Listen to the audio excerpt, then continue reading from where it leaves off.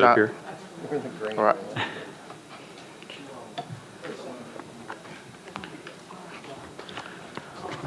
All right. Next, we have the Planning Department, and with us today we have Mr. Rick Bernhardt, the Executive Director, Mr. Doug Sloan, the Deputy Director, Ms. Jennifer Carlett, the Assistant Planning Director, with us today. And is this one of your commissioners? Yes.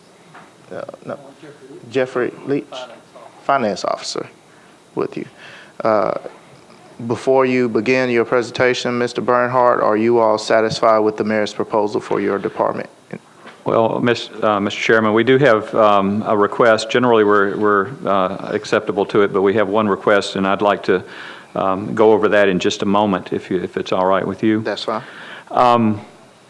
I want to just mention a couple of things. As I think the council members know, we're in the middle of, or at the end of phase one of a three-phase process to update the general plan called the Nashville Next process. I know many of you have been involved with that, and I appreciate that. I just want to give a shout out to this community that has responded extremely well in terms of attending the community education processes, the speaker series, and have really called on the planning staff to engage them in a number of ways. Over the next 2 weeks, for example, we have 16 separate presentations to different groups to involve them in terms of the visioning. And I just want to call out both the community and in particular the staff members that are actually working on that. We have volunteers for almost every Saturday, Friday night, Saturday. They're actually at meetings often on Sunday. We've got a couple of volunteers that have volunteered for events on July 4th. One in Councilman Westerholm's district, where we'll be there. And I just want to commend them for that. We also have had a very active year. Development is back up, as I think most of you know, and we're kind of the leading edge of that. So we've had a lot more involvement, and that's going to lead to our request issue. And we've done an awful lot this year. We've increased our presence working with the police department and DA in terms of providing technical information and testifying at court cases, an increasing number of court cases that deal with distance requirements and drug violations and stuff, and distance from schools and all that, and where expert testimony is required, and we're doing that. So I just wanted to kind of call that out, and then get back to the two issues. We are working to obtain outside funding for an additional GIS mapping technician to assist.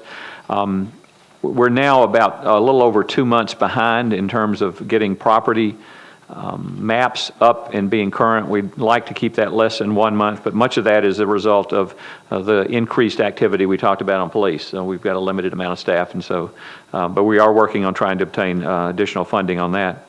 But the one item that we do want to talk a little bit about, and I'll have Doug kind of go through and explain that, is the need to add one planner, one position to handle the significant increase that we've had in terms of public process of land development applications and cases. Last year we interacted with over 26,000 individual requests for property information applications for rezoning, subdivisions, et cetera. So with that, I'll just ask Doug to kind of go through and explain that.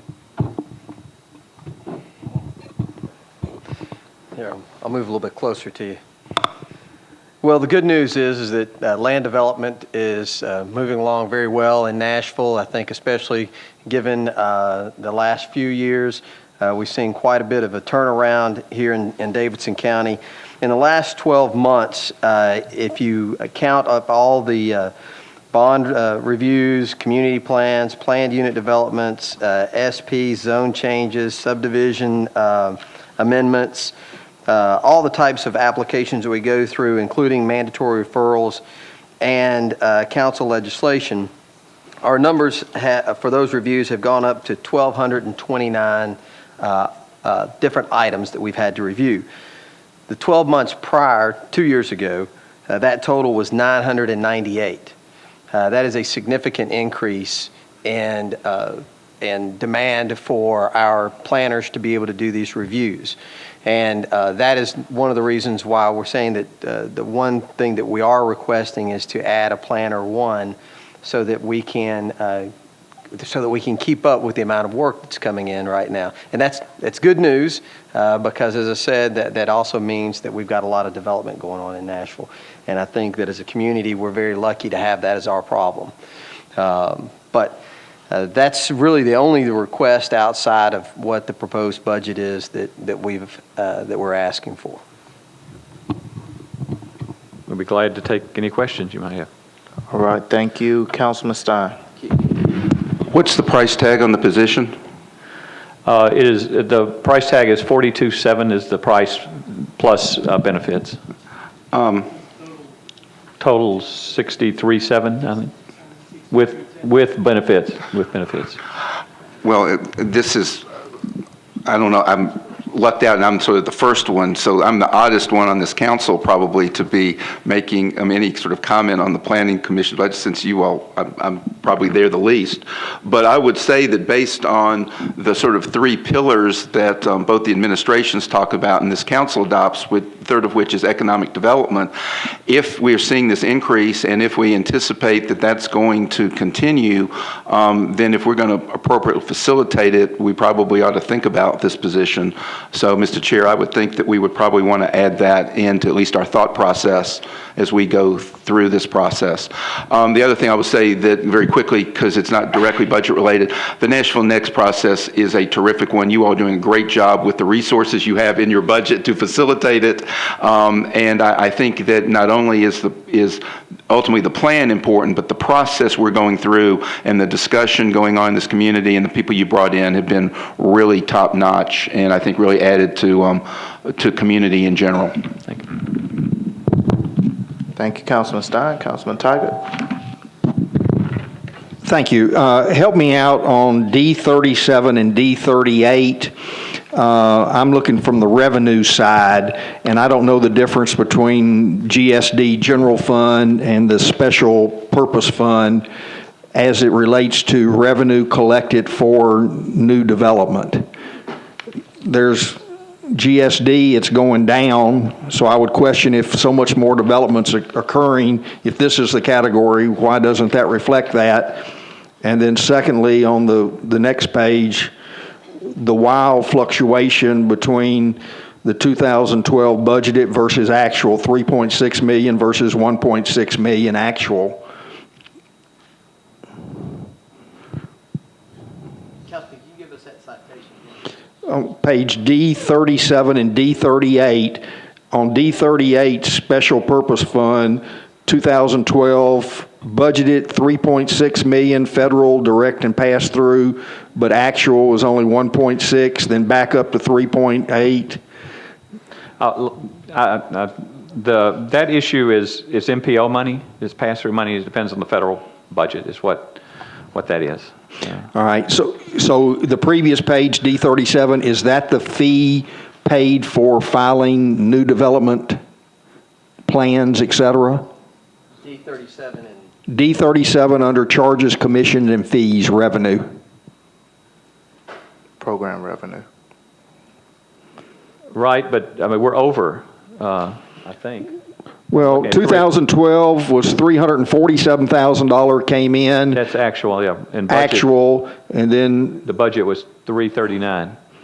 right, but now this year, we're budgeting $40,000 less in income than we collected 2 years ago, yet we have more plans being filed.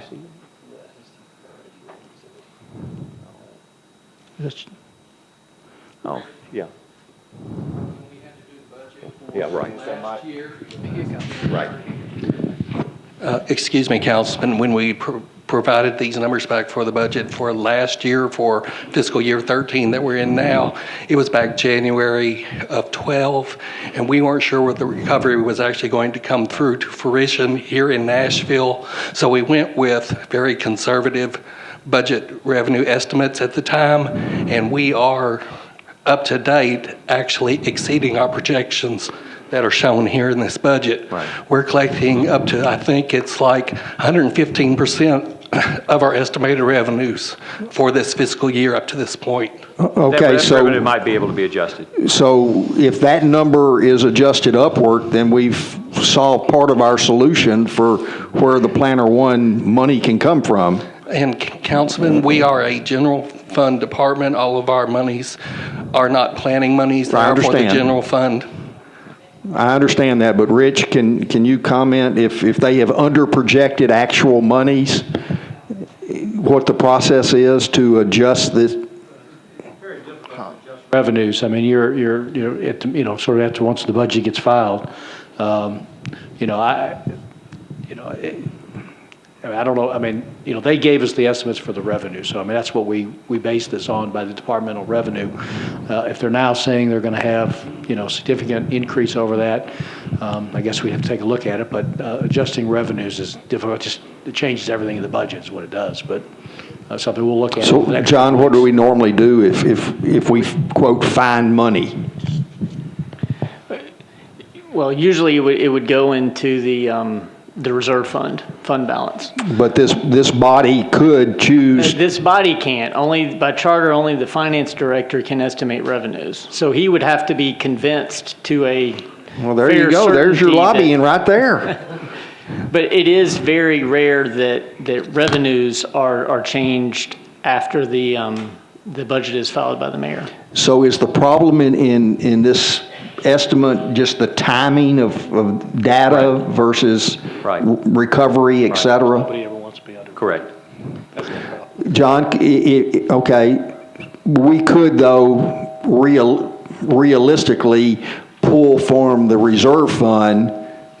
This body has that authority to do, knowing that we think there's going to be extra money from revenue that we're not going to change. Yes, sir. It's common for departments to underestimate revenue and sometimes overestimate expenditures because no one likes to come back to the council in the spring for a supplemental appropriation. So that Right. is but yeah, as far as appropriating additional money from reserves, the council has that authority. I understand. Thank you. Thank you, Councilman Tiger. Councilor Lanster. Thank you, Mr. Chair. And Executive Director, Mr. Bernhardt, you have to know that you have a tremendous staff. I mean, Brandon, who answers most of my questions, he is so very knowledgeable. He really is excellent. I mean, he can tell you from start to finish where you need to be, what's going on. I mean, he's really very good. And as you know, the questions that come to him, you wouldn't believe the strength and the articulation that he has to put you in the right frame of mind, put you on the right track. And also, Karen Withers and Doug Sloan, you don't know how valuable they've been to this upzoning, the rezoning Midtown, the 100 pieces of property that are going to be upzoned in the 21st District. I have called on them after they've worked a whole day. They've come to neighborhood meetings lasting to 7:30 at night, and I just want to tell you, I do appreciate the planning staff at the Planning Commission. Doug Sloan, Catherine, and Brandon have been tremendous. Thank you. Thank you, Councilor Lanster. Seeing no other council members in queue, I'd like to thank Mr. Bernhardt and guests, and this concludes your budget hearing.